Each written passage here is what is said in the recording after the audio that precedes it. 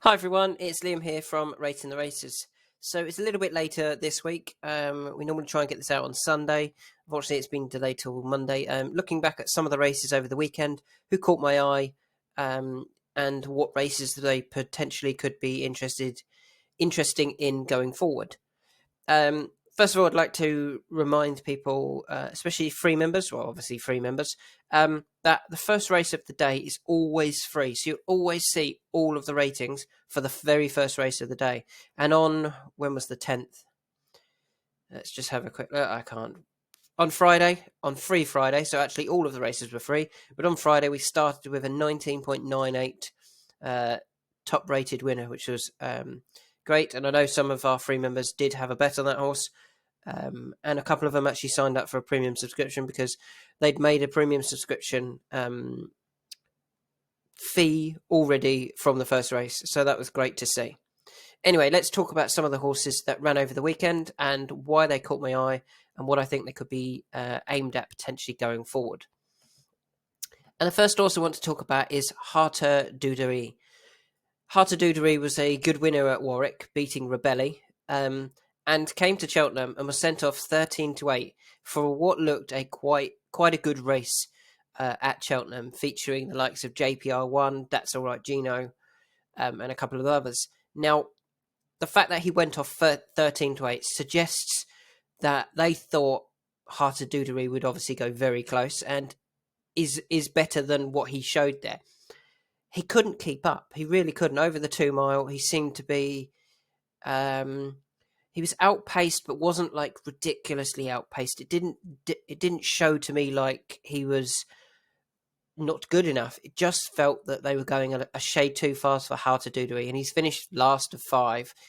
And I think what that will do is that will just make the connections, rethink their future plan. And I just wonder whether we might see Harter Dudery being aimed at something like the Martin Pipe conditional jockeys at the Cheltenham Festival. Now, those horses that run in the Martin Pipe and those that have the really big chances, in my opinion, are very often those that they thought were Grade 1, they thought was Supreme Novice or Ballymore bound, didn't quite get there, didn't quite have the ability that they thought. They've turned up at Cheltenham for the Martin Pipe, still very unexposed though. They've got a handicap mark after 2 or 3 runs, and the handicapper doesn't really know what the handicap mark is for that horse. And Harter Dudery, I think, could be one of those that we could see aimed at another big race potentially next time. Another a graded race or a listed race, potentially finish 3rd or 4th in that, find the 2 mile trip a bit too sharp before being stepped up in trip, having a handicap mark based on a win and 2 okay efforts, and actually proving to be much better than that. Harter Dudery is only 4 years old, so certainly has more potential to come. You know, there's plenty of time with Harter Dudery. They don't need to rush him. That, as I said, the finishing 5th at Cheltenham did decide that surely he's not Supreme Novice bound, but I do think we might see him in the Martin Pipe. It's the type of race that JP likes, and the type of horse that JP likes for that type of race. Moving on to the next race now, 3 caught my eye in the 3 mile 2 race at Cheltenham, won by Commodore, who jumped fantastically at the front.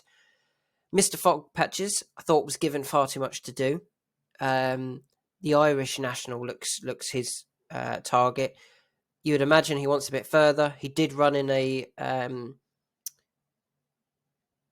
Scottish National here. He's run over 3 miles 7 before. 3 mile 2 probably was a bit too short for him, and the way the race panned out, I think we'll find that wasn't. It's, you know, he still finished 2nd. He still run really well, but it wouldn't surprise me if they aim Mr. Fog Patches at the Irish National now. The next horse I want to talk about was Hurricane Harvey. He was obviously highlighted as a horse to keep an eye on after he finished 3rd at Wincanton in the Badger Beers. Jumped atrociously at Cheltenham. I think I was really surprised with the commentary of this race because I'm not sure the commentator picked up on one mistake from Hurricane Harvey. If he did, it was maybe 1. I thought he made 6, 7, 8 really poor jumps, didn't get any momentum at them, and He's finished fifth. He was never involved in the race. 3.13% lower in the run than his starting price demonstrates that he was never going. He's finished fifth.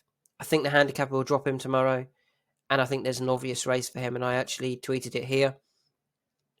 Why I hope he targets the Sky Bet handicap chase at Doncaster on the 29th of January with Hurricane Harvey. Why? Let's have a look at his Doncaster form. He's won a grade 2 there. Yes, it was a novice chase, but we know he likes Doncaster. It's going to be a handicap. It'll be a slightly easier race. If he gets into a better rhythm of jumping for a start, he will go closer. And surely that's where they're going to end up next month back at Doncaster to try and win the feature Sky Bet handicap chase. It's this one here. 2 miles 7, 214 yards. It's a good pot.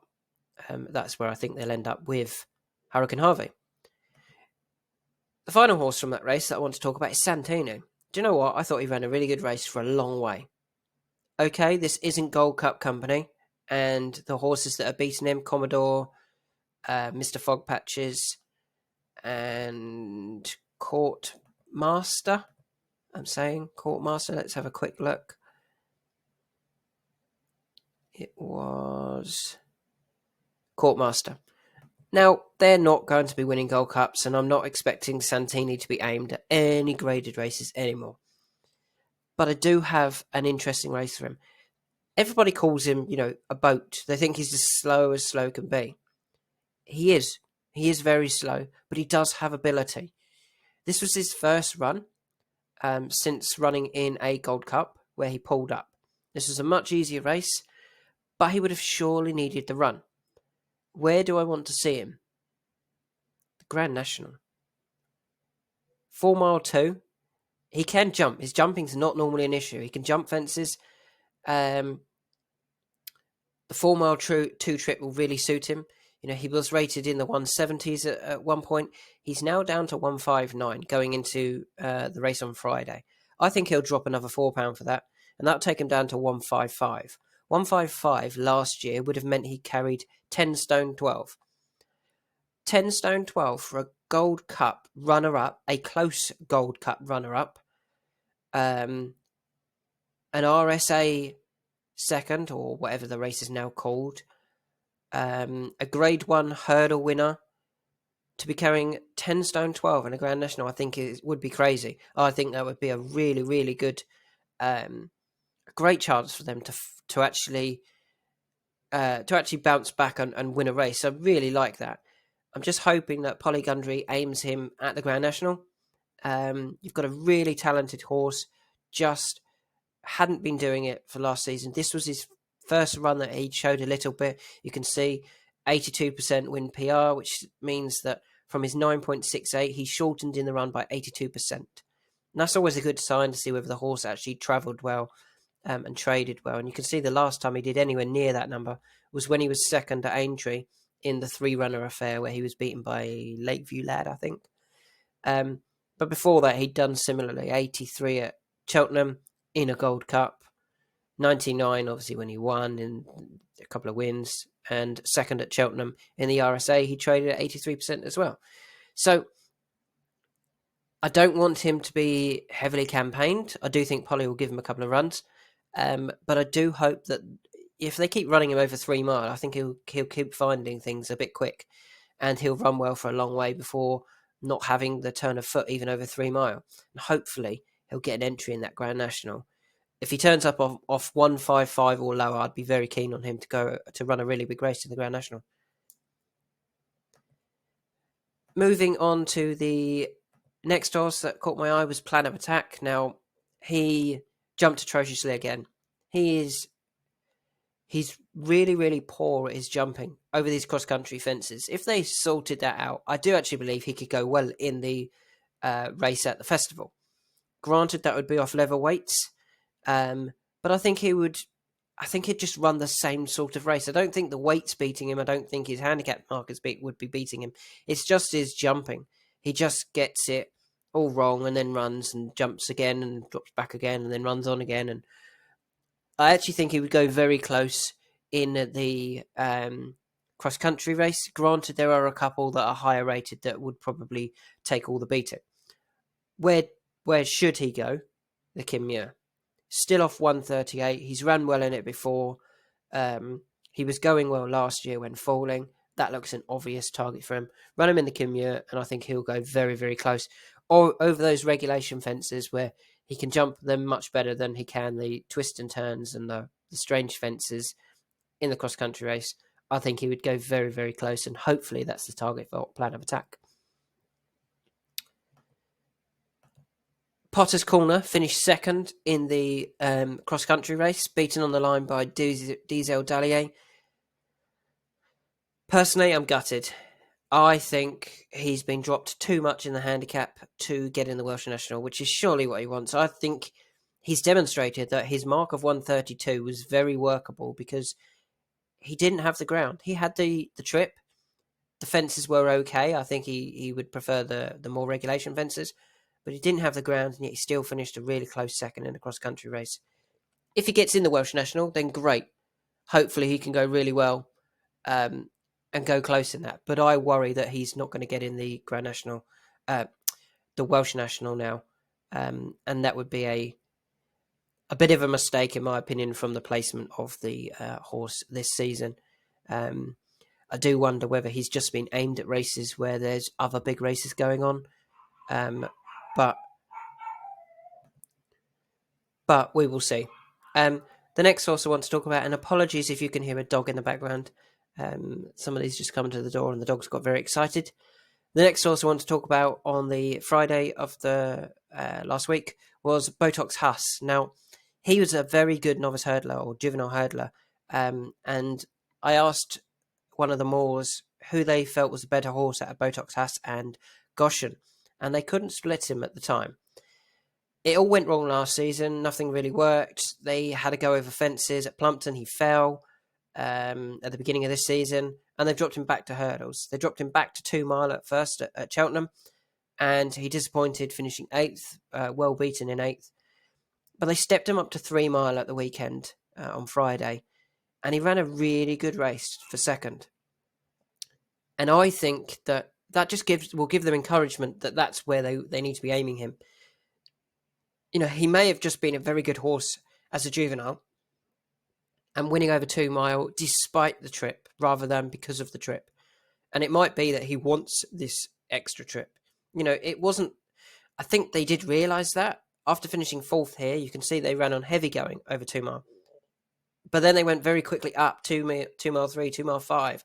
You know, they ran him at Cheltenham over 2 mile 5.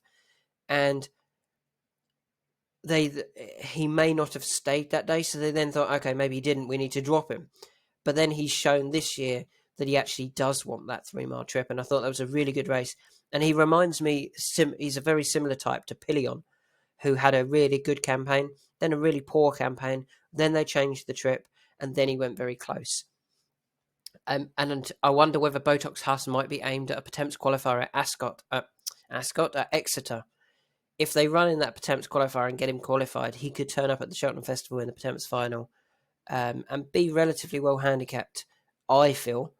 I don't think he's reached his ceiling. It'll be interesting to see what the handicapper does with him tomorrow. Hopefully he doesn't go too high. So there's a few horses that I thought were interesting on Friday. Harter Dudery for the Martin Pipe. I thought he was outpaced, but does have ability. Mr. Fog Patches, I think, will want the step up in trip for the Irish National. Santini, if he can drop 3, 4, 5 pounds over the next few runs, the Grand National suddenly becomes a very viable option. Mr. Hurricane Harvey for the race at Doncaster, the Skybet Chase. Potter's Corner, I'm hoping he gets in the Welsh National. I don't think he will, and that would be really disappointing.